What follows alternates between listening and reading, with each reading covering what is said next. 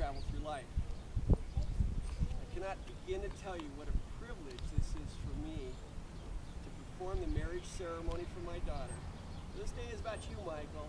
This day is about you, AJ, but you do me great honor. Thank you.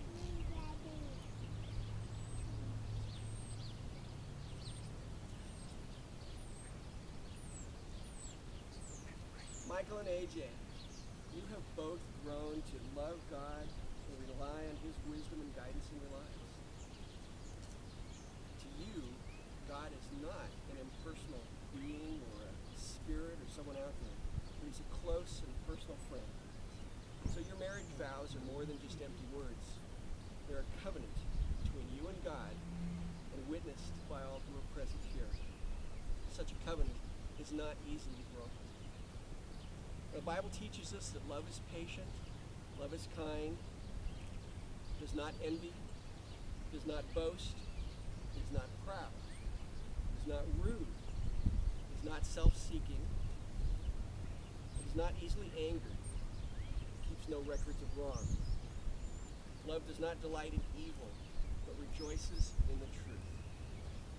Always protects, always trusts, always hopes, always perseveres. We are here today, ladies and gentlemen, we're here today to honor love in action as Michael and AJ bond the covenant in their hearts. Now, if any of you has anything to say that might influence this couple at this time, I'm pretty sure they don't want to hear it. It's a little bit too late. However, they definitely want to hear that you will support them, that you are their family, that you are their friends, that you will always be with them, always provide them the help that they need to make it through life, the encouragement as they discover the dedication and commitment to make the marriage work. That's why we're all here today. It's interesting that a 14th century poet, Hafiz, an Indian poet, wrote about God and love. He wrote a poem called The Only One. Michael and AJ have asked that I read that this time. From man's perspective, in this intricate game of love, it is so easy to become confused and think we are the doers. But from God's infinite certainty, He always knows He is the only one. And I would say amen to that. The Bible also has some things to say about love and about marriage. You know, Michael, as I've watched you grow up, there's one thing that I think characterizes you more than anything else, and that is love. You have a deep and abiding love for those who are less fortunate than you. There's children that you've gone overseas to work with and to study about, children in hospitals that have no hope and no help except for you to come to show the love of God. So you are characterized by love, Michael. AJ, in the short time that we've known you, I would think you were a man who was completely characterized by respect. I was so impressed the first time that we met you. You wouldn't call me Rob or anything. You called me Mr. Hewitt, Mr. Hewitt, Mr. Hewitt. You honored me. As I saw you with my family later at Christmas time, you honored Sherry's parents and my sister. You honored your elders. You were a man who, as I look at you, if I could describe you in one word, it would be respectful. So it's interesting what the Bible has to say about that, because in the Christian tradition, we turn to the Apostle Paul reading from Ephesians, and we find quite a contrast here. So Michael, I would read this charge to you. Wives, respect and submit to your husbands as to the Lord. For the husband is the head of the wife, as Christ is the head of the church's body, of which he is the Savior. Now as the church submits to Christ, so also wives should submit to their husbands in everything. Michael, I know this will be hard for you many times, because as a firstborn, you want to be in charge and you want the situation to be under your control. Rarely is the situation going to be under your control. And so you submit willingly today to God and to AJ to control the does that mean? What does that mean? AJ, are you going to treat Michael as a second-class citizen? Are you going to make all the decisions and she has no say in it? Well, I would hope not. Because, no, that's not the right answer here. I would hope not. Because as you take Michael to be your partner and your friend, your helpmate, the one who supports you, I can guarantee that as you do these things, she will respond with love and respect. Respect is esteem. It is the condition of being honored. It is an attitude of admiration. It is deference, courteous expression, to regard highly, to think much of. That is respect. So Michael, your charge this morning before God is to respect your husband. AJ, I'm not letting you off the hook either. Paul goes on. He says, husbands, love your wives just as Christ loved the church and gave himself up for her to make her holy, cleansing her by washing with water through the word, to present her to himself as a radiant church without stain or wrinkle or any other blemish, but holy and blameless. In this same way, husbands ought to love their wives as their own body. Now, I understand that this passage is a little bit difficult to comprehend for a man. We're talking about love, so I thought I would make it, turn it around into an analogy that's probably a little easier to understand. So, AJ, imagine your most perfect car. This is your most cherished possession that you've always dreamed of, and now you have this car in your possession. What do you do with it? AJ, love your car. Just as Christ loved the church and gave himself up for her. Make her pure, cleansing her, washing her every Saturday, lots of water and soap, getting rid of every stain or blemish to present her radiant, without any wrinkles, no bondo showing. Love your car. Well, we're not talking cars, but you get the point.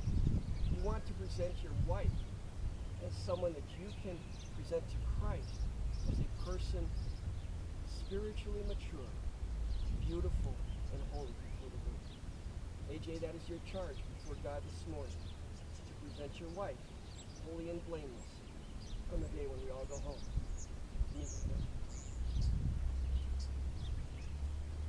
Can you do that? Michael, can you do that? Before these witnesses, try as good. That's our responsibility here, to make sure that they have the support needed to do it. So now we come to the question of the heart. Michael, will you turn to AJ and look at him? Michael, will you have this man to be your husband, to live together in the covenant of marriage? Will you love him, comfort him, honor and keep him in sickness and in health, and forsaking all others, be faithful to him as long as you both shall live? I will. Yes. Okay.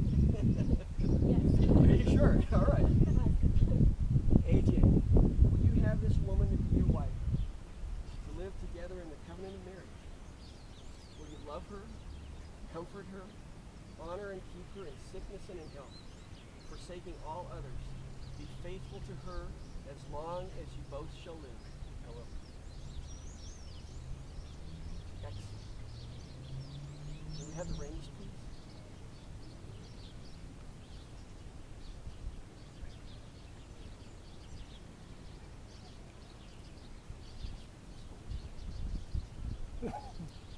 This is a wedding ring. It is perfectly round. It symbolizes having no ending, just as love in this marriage will have no ending. This ring is made of a precious hard metal, symbolizing that this marriage, this union, will be hard to break, and there will be forces who will want to break this union. But this ring symbolizes that endurance, that strength, and that hardness of this marriage bond. And lastly, this ring is made of a precious metal. It costs something. That's what marriage is all about too. This ring costs you. This marriage costs you. And as you expend your life into this marriage, the reward will be yours 1,000 fold. AJ, please place the ring on Michael's finger. Look at her and repeat after me. Michael, I, AJ, take you to be my wife. To have and to hold. From this day forward. For better or for worse. For richer, for poorer. In sickness or in health. To love and to cherish. Till death do us part. And hereto I pledge you my faithfulness. Michael, place the ring on AJ's finger. Look at him and repeat after me. AJ, I, Michael, take you to be my husband. To have and to hold. From this day forward. For better or for worse. For richer or for poorer. In sickness and health. To love and to cherish. Till death do us part. And hereto I pledge you my faithfulness.